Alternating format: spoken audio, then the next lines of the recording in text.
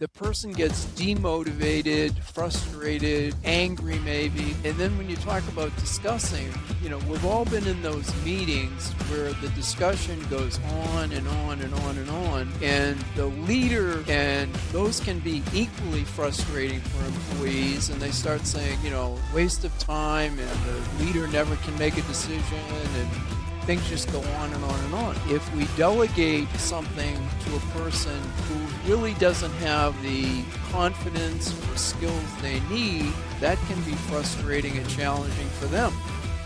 Hello, and welcome to CEO Authors, the show where leaders share their stories and strategies and ideas that drive success. I'm your host, Karl Taft, and today I'm joined by Paul Thornton. Paul is a leadership author, educator, and longtime teacher whose work focuses on how leaders develop others through clarity, challenge, and coaching, what he calls the 3C framework. Paul, looking forward to this conversation. Welcome to the show. Thank you, Karl, for having me on. I greatly appreciate it. I truly believe leadership is a very important factor. I think the leader is the key person in developing effective teams, organizations, families, communities, you name it. So the leader is key. So, when you look back at your formative years, were there pivotal moments or mentors that sparked this idea, this passion, if you will, in leadership? Because you've written quite a few books. I mean, yeah. Maybe before you even answer that, what's the book count at? I just published my 30th book. I think I just want to clarify. 30th? Did you say? Yep, 30 books. Yeah, there's quite a few. There's quite a few on Amazon for our listeners that are interested. But yes, again, back to the formative years. Were there these pivotal moments that kind of shaped your passion and direction in leadership? Well, I played hockey in high school, and there were two teams in the league that we were in that were always like 1 and 2 in the league. And it got me wondering, why are these two teams always at the top? And I concluded it had something to do with what the coaches were doing. So that kind of got me thinking about, what do the best coaches, the best leaders, the best teachers, what do they do differently to bring out the best in people? How do they build a winning team? And then I went to college, and I was fortunate to have Dr. Paul Hersey and Ken Blanchard. They had developed the situational leadership model, and their courses were great, and they further stimulated my interest in leadership and learning as much as I could about it and studying it and what have you. So those kind of got me going on it, and there's been a lot of other people along the way, but they got me initially started on what is it about leaders that make them, extraordinary, and what do they do differently, that type of thing. Interesting. You mentioned hockey. I played a lot of soccer growing up, and my father was my coach during a period of that time. And you play the league, right? And we'd always end up second, I think, at that time, second or third. And so similar. I don't know that we were competing for first, but we were competing at a lower level. And this is island ball for the listeners, right? I grew up on the Big Island of Hawaii, so it wasn't like it was Europe or something. But I remember my father going to another coach and saying, "You're always beating me." And on paper, we had the better team. Like by bar none. We just had the better team. And I'll never forget this kind of, just these things stick with you. The other coach, his name was Terrence, says, "I beat you." He's like, "Why is that?" He's like, "Because I play my team. You don't play your team. You're not developing your players. You're relying on a couple of key, stars to try and win where I'm not." And that always stuck with me in terms of my philosophy in terms of management, right? If you're not using your team or leveraging your team, then you probably have either the wrong team or the wrong management approach. Yeah, I think that makes a lot of sense. I think the best leaders, the best coaches, they certainly develop their team. They challenge them. They build their confidence. They coach them. They give them good feedback. They do all the right things to make them grow and develop and gel as a team and perform at their best. It's something that they do. Yeah. Yeah. You from what I can tell, you have a very diverse background, right? Mhm. Combining management, psychology, maybe political science, if I remember that Yeah. correctly. I mean, how did that interdisciplinary or multiple disciplinary background affect your approach to management and leadership? Well, I studied a lot of psychology in college, but I also took a lot of management and leadership type courses and, realized that certainly there's a lot of psychology in what the leader does to motivate and influence and inspire people. So I realized that there's a, strong connection there. And, just along the way, also realized that there's a lot of theories and models and Yeah. concepts about both psychology and leadership. But once I got into various roles where I had to apply these concepts, I learned that theory is one thing, but applying it is something else. I Yeah, was a for sure. college hockey coach for a number of years, and that was my first experience at taking 22 kids and building them into a team and motivating them and challenging them and giving them feedback and all that. And although the theories say one thing, it's always more challenging and difficult when you're actually doing it and trying to do it in a Yeah. way that really motivates the person to grow and develop. Yeah, no, I like that. What's the if you're going to talk to, that professional or that about to be coach that's going to Mhm. end up in a leadership position, what are some of the things that they need to think about? What are some of the characteristics that make sense? And I think I believe you're probably a proponent of leaders can be made. They aren't born. Mhm. But Yep. certainly there's a mindset I think that it starts with. Maybe you can Mhm. speak to that and then we can dovetail into skills. Yeah, good question, Carl. I think first of all, the leader has to realize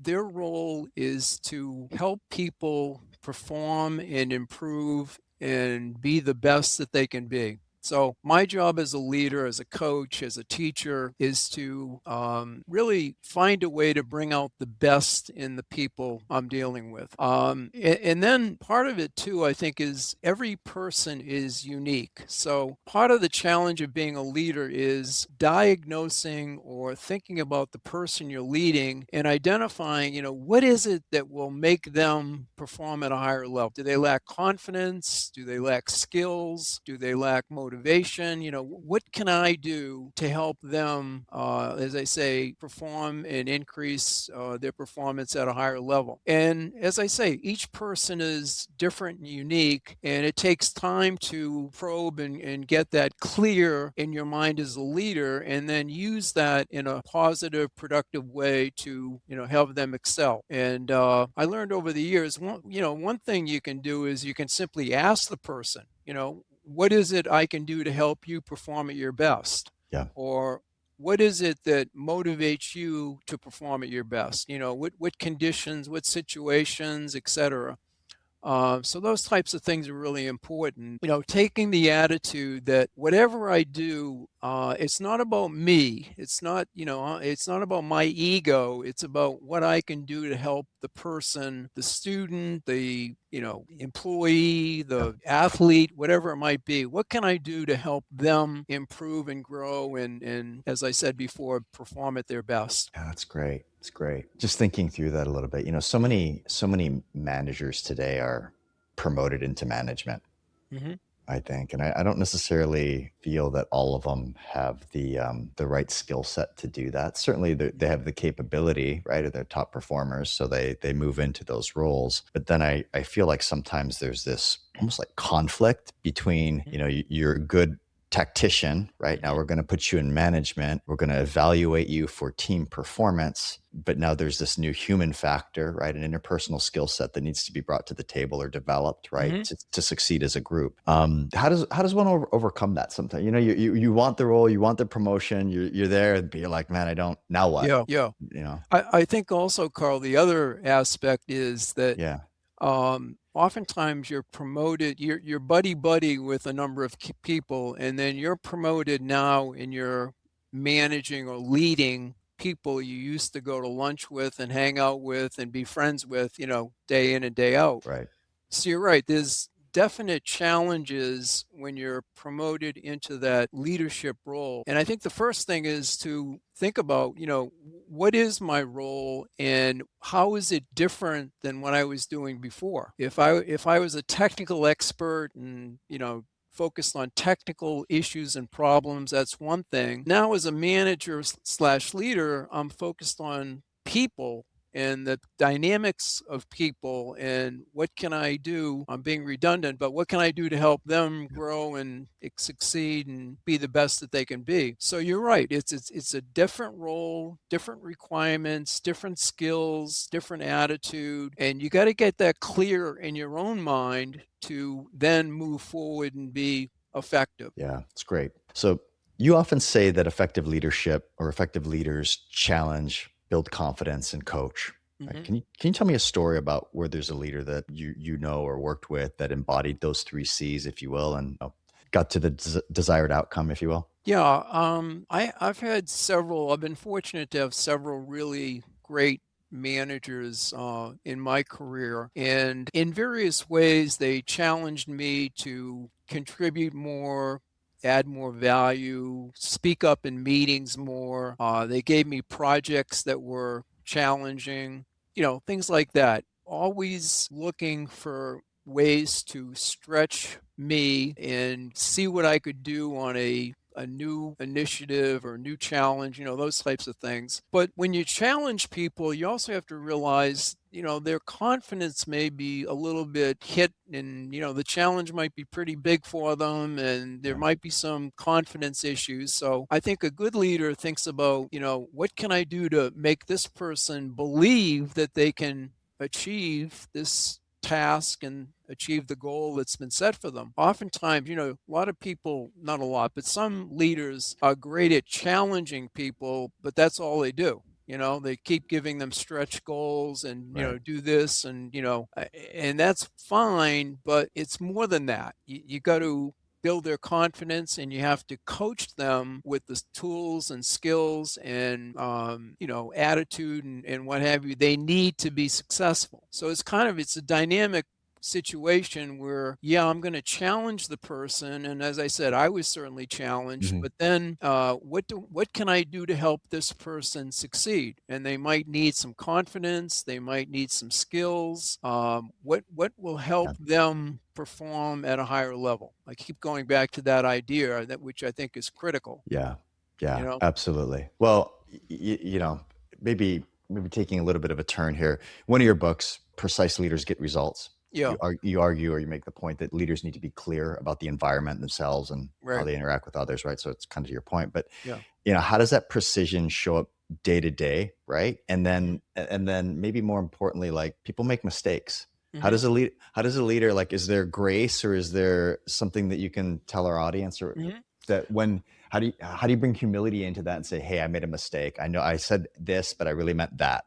Yeah, I mean, everybody makes mistakes, right? Including the leader, including the employees. That goes with the territory these Yeah. days. One of the things, just backing up a little bit, one of the concepts that I teach that I think is valuable is that leaders basically use three styles to engage and interact with people. And those are directing, discussing, and delegating. And I think every day, in every meeting, every interaction, those are the three things that you're doing. Directing, you're telling the person what to do, how to do it, when to have it done by. Discussing, you're asking questions to solicit their ideas and their suggestions and their, comments on what the goal should be or what the plan should be. And sometimes you're delegating, you're empowering them to go Mhm. and get it done. And I think the good manager knows when to use each style. If a person has no idea what to do, they're clueless, right? They've never done it before. They want and need direction. They want the leader or manager to tell them what to Mhm. do and how to do it. They Mhm. want the steps, the actions they got to take. And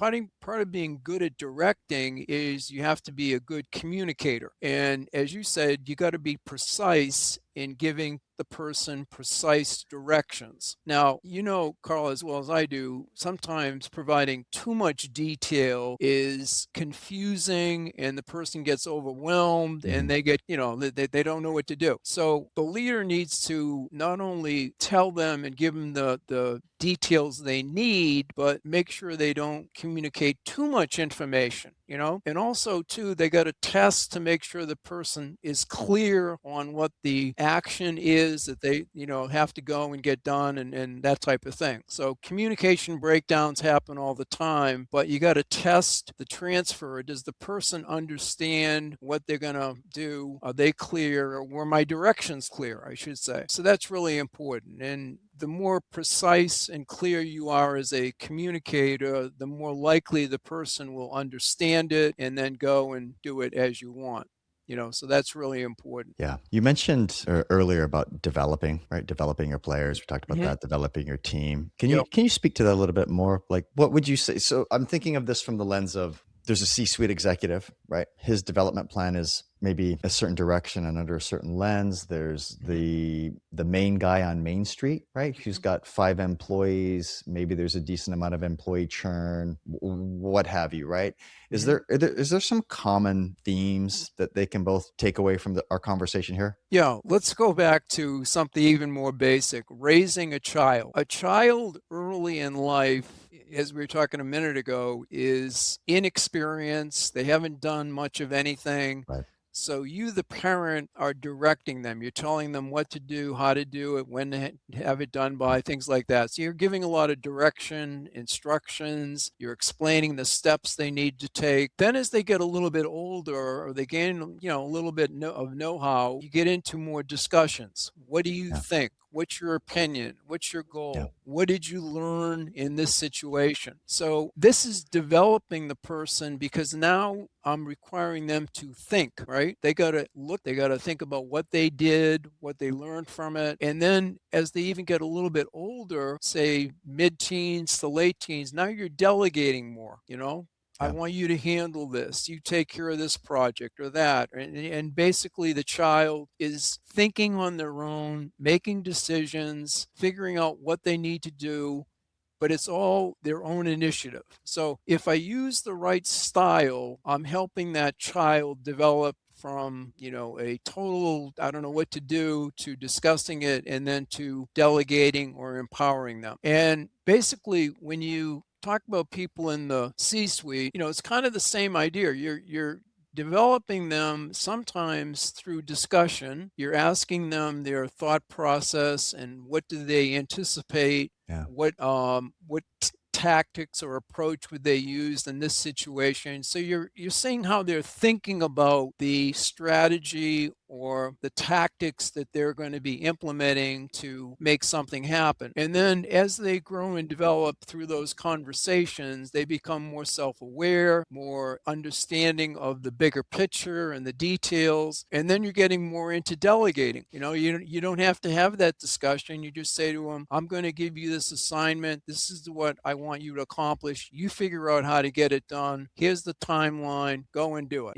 So again, using the right style with the child or the executive in the C-suite will help them grow and develop and advance. Ideally, we want to get people experienced and thinking and looking at situations. And as a manager and leader, I now can spend my time on other things, thinking about more strategic, big picture, alignment, things like that. And my executive is off doing his thing and or her thing and, getting it done. So I think it's a win-win situation for both the leader and the person you're developing. Yeah, and I think that plays into, job satisfaction and retention and ultimately Mm, while those things might be difficult to right. put on a P&L, Yep. there is cost, right? There's cost and time Absolutely. that go into that. And I Eh, see that all the time, with a lot of Main Street mm, leaders, let's say, and owners, right? When I'm helping a company go to market or owner sell their company by taking mhm, it to market, a big topic, after getting through the financials and more the competitive forces, macroeconomic climate, it's always going to come down to team, right? And what happens post transaction, right? Mm, And what do those people or what does the team look like? And mhm, I see it often where I feel like there's not enough what I call Main Street leaders out there that mhm, are taking the time to develop their people. I also think it's a nature of the type of employee sometimes, and maybe that's an excuse. We could mhm, talk about that. But I have seen exceptions where people are extremely loyal and stay a long time and are competent and do have high job satisfaction, right? And yeah, that flushes out into value for a buyer and for the mhm, seller who's selling that company. But your company doesn't have to be for sale to leverage that type of benefit, mhm. right? Like, Right, I right. mean, it could come out to just, can you take a vacation Mhm. as as a leader, Yeah, right? Like, does do, yeah. do the wheels fall off when you leave? When And you leave, yeah. yeah, yeah, and I think a little bit of that is throwing your hands up and just a flippant comment like, "Oh, I just can't just because." Mhm, But I think being deliberate and looking at that and really analyzing like, yeah, how do I create job satisfaction? How do I mhm. create training? How do I create retention? How do I go on and on and on and on and on? And I don't think it comes down to just I need to pay somebody more money Right. to get Well that. well, going back, Carl, to the 3 styles I've mentioned, when you misuse the styles, you have problems. So Okay. if you misuse directing, you become a micromanager. If you're always Right. telling the person what to do, how to do it, when to have it done by, even though they know, they're experienced, Yeah. they've done it 28 times, Yeah. the person gets demotivated, frustrated, angry maybe. And then when you talk about discussing, we've all been in those meetings where the discussion goes on and on and on and on, and the leader needs to be making timely decisions. Discussion is great, but at some point you got to make a decision, and those can be equally frustrating for employees. And they start saying, waste of time, and the leader never can make a decision, and things just go on and on and on. And same with delegating. If we delegate something to a person who really doesn't have the confidence or skills they need, that can be frustrating and challenging for them. So, although these 3 styles seem pretty easy, there's a lot of, potholes and issues that can Yeah. arise and problems can occur. So that's the other side of the coin, I guess. Well, love it. Yeah, I love it. The misuse of the D's. Yeah. That's great. How much of this do you think, from a leadership standpoint, is like luxury of time?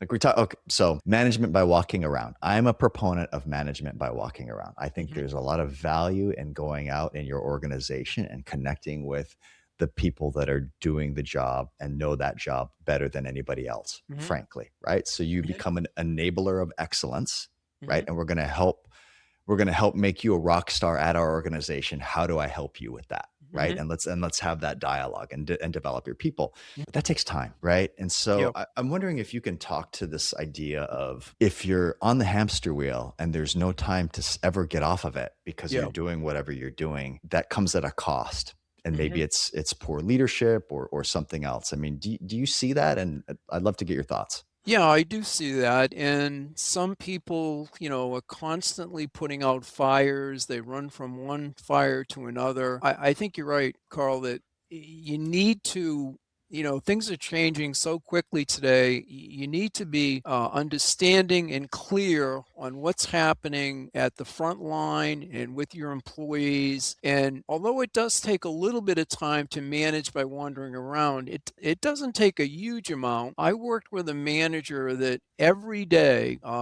his office was next to mine. He was in charge of the factory, more or less. Every day at 1 o'clock, he would take a half hour and go out and walk through the factory and talk to people and, ask them questions and what are you working on and, this and that. And he had the pulse of the people, and he was clear on, what was happening. And it was very beneficial for him to Yeah. do that. So I think you can find the time, and it's time well spent, and it gives you a clearer picture of what is going on and what are people thinking. I think that's often overlooked. The the tactics or the process is one thing, the steps and the actions they're doing, but what are they feeling? Are they upbeat and positive and energized? Or are they kind of frustrated and angry and annoyed? And does the leader understand the emotional climate of the group and team? I mean, that's really very important, and it sometimes is overlooked, and I don't know, the leader doesn't zero in on that as much as they should sometimes. Yeah. No, that's great insight. I'm glad you brought that up. I mean, aside from that, what I would call mindfulness, right? Mhm, And ability to care, mhm. is what other patterns, or are there other any other excuse me, are there any other personality traits or approaches or perspectives that help them succeed in your opinion? Well, I keep going back to that mindset of what can I do to help the person. I think Yeah. that is critical. And then the next step is really getting to know the person. What are their goals? What are their expectations? When do they perform at their best? What frustrates them? And that takes time to really build a relationship and to understand things from their point of view. And then I think follow through is critical. I mean, if you learn certain things and identify some things that will help the person, or you have someone who says they love working in team settings, but they don't like working alone and that type of stuff. You want to use that information to create an environment that's going to help them excel and succeed and be the best that they can be. So I think, leaders also need to get feedback from their employees. And I think it's important for the leader to periodically say to the employee, what can I do to help you perform better? Or what is it that I'm doing that you would like me to stop doing? Or what can I do differently that would be more effective? A lot of leaders love to give feedback to their employee, but they never ask for it. Yeah, exactly. And it goes Yeah. both ways. I mean, we Yeah. all we all need feedback 100%. in terms Yeah, of yeah. what we're doing well and what we need to improve on. Yeah. And I really appreciate you entertaining me here, right? I'm kind of beating up this whole mindset and approach and looking for Mhm. common factors, but I think it's so important to come from that standpoint of like it just at your core, you're trying to level up your entire team, right? And Mm. and Mhm. you're willing to be an advocate for that and a defender of everybody Mhm. within reason, right? Yeah. So that's great. Yep. What would you say, like with the advent of AI, right, emerging Mhm. issues post pandemic? Is there any change that leaders need to maybe think about or challenge in this day and age? I think they need to look at AI and other technical innovations as tools that they can use to help them perform more effectively. I don't think you should be afraid of AI or any new technologies. I mean, get comfortable using them and figure out how they can help you. But thinking of them as a way to help enable you to be more effective in doing your job. I think that's a good attitude for the leader to take regarding all this Yeah. new stuff coming along. Yeah, makes sense. So what's next, Paul? I mean, what questions are you still exploring about leadership? Where are you finding inspiration? And maybe Yeah. you can talk about your new insights, or any insights rather, as to what's Yeah. going on. Well, the world the world is getting more it's changing faster and faster, and I think leaders need to, adapt quicker and see the big picture more clearly and identify patterns and things like that. So I'm interested in the whole area of change and what's happening when companies are implementing change these days. I'm finding that more and more companies are, it's like they're in a year. I read this recently in McKinsey, I think it was. The typical number of big changes that are being implemented in a year has gone from like 5 to 10 or 12. So it's like we used to think that once a new change was implemented, we say, okay, great, we can, sit back and rest and, take it easy for a while. We can not coast, but we can, take it easy. Well, those days are going by quickly. Now it's like one wave of change after another. You know, once you get through one new technology or one new system or process that's being implemented, there's another new change coming on right Yeah. behind it. Yeah. So it's like, how do you help people in, deal with that type of environment and Yeah. be effective and productive? It's I don't know, something that a lot of people are facing. I was reading about one company that Yeah. they had 18 different change initiatives going on almost at the same time, and the employees were like, they were confused. They didn't know what the priorities were. They were exhausted because they were, everything on. They had to keep learning new stuff because there were new little things they had to do differently, and processes were being changed, and so it was exhausting for them. So to answer your question, I'm kind of interested in that whole thing of how that's going to play out, and should leaders be more realistic that they really should only be implementing, Right. 1 to 3 major changes per year. You Right. can't overwhelm the organization and overwhelm people. And I'm a big believer in simplifying and clarifying. Boil it down to the few things you got to do really well. A lot of companies, I think, try to do way too much, and they spread the peanut butter, and Yeah. everyone's going in Yeah. every different direction, and it's not good. Yeah.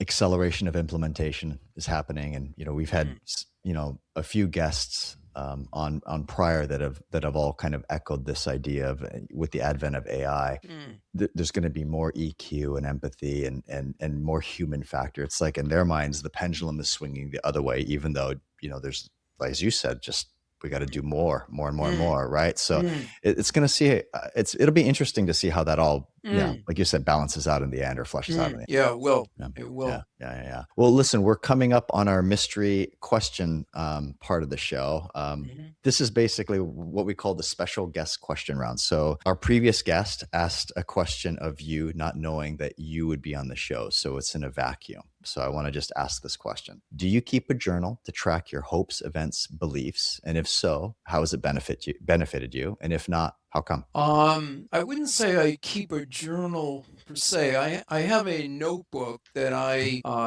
write a lot of things down in. It's kind of a journal, but Kind of a journal, yeah. yeah. Different angles of leadership and different ways of looking at being a leader and Yeah. challenges they're facing and stuff like that. So Yeah.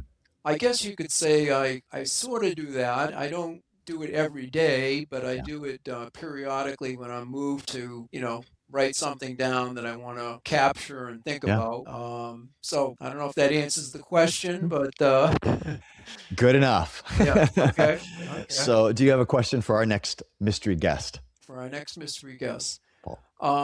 I guess my question would be, what does the guest see as the biggest challenge for leaders going forward? Yeah. And that is a fantastic question. Same question to you. What is the biggest challenge that you see? And I think you Um, talked about it, right? yeah, This the I whole sort idea of of the hit on it a little bit. I think it's, self-awareness is big for me. Being adaptable is getting bigger and bigger. yeah, But I think I'll go back to this one thing that I don't think is talked about enough is the ability of the leader to diagnose the situation. And when I say diagnose the situation, diagnose the person and the environment and the task, and how clear is the diagnosis? I mean, just like a doctor diagnoses yeah, patients, leaders need to diagnose their environment, and that's the 100%. economy and their customers and Yep. the employees and the whole thing. And I think leaders need to get better at that. And they need to be able to see the patterns and the trends more clearly, Yeah, and as I said earlier, be aware and adapt to the information you get and figure out what can I do now to add value and improve things. yeah, yeah. I was thinking about it before our call. This idea of chemistry and capability, right? And Mm, I think what you're talking about with this diagnosis mm, idea is that's capability. You have to have the capability to Mm, do that and the chemistry with your team and marry them, right? mm, That will make an effective leader. But as things accelerate and that hamster wheel is spinning faster and mm. faster, it's hard to kind of put it all together, right? Yeah, I would like to personally see a little bit of slowing down. I don't think that's ever going to happen. yeah. Somebody will have to come up with a solution for us.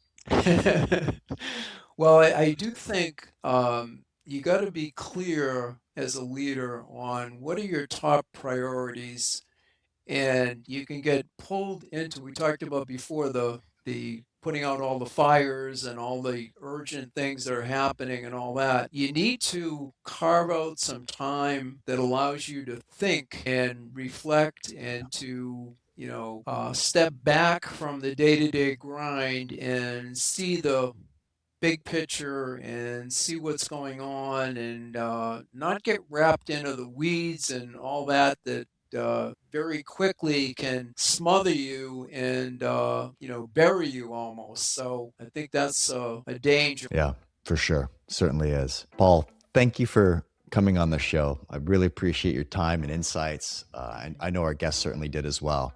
If our listeners would like to find out more about you, your books, etc., where can they go? All of my books are available on Amazon, and one that I would highly recommend is the one on leadership styles. I think that's really a foundational type book. The simple three styles is described, but there's a lot to it, and there's a lot of different aspects of looking at those. And the other book I think that is really helpful is on alignment. Organizational alignment is really key, and I think if you can, I think that book offers some really simple, clear insights into how do you align your organization to make it perform at the best that it can be. So I'm also on LinkedIn. I try to post something on leadership there several times a week, so that's a good spot. And I publish a monthly article on Smart Brief on leadership. And if any of your listeners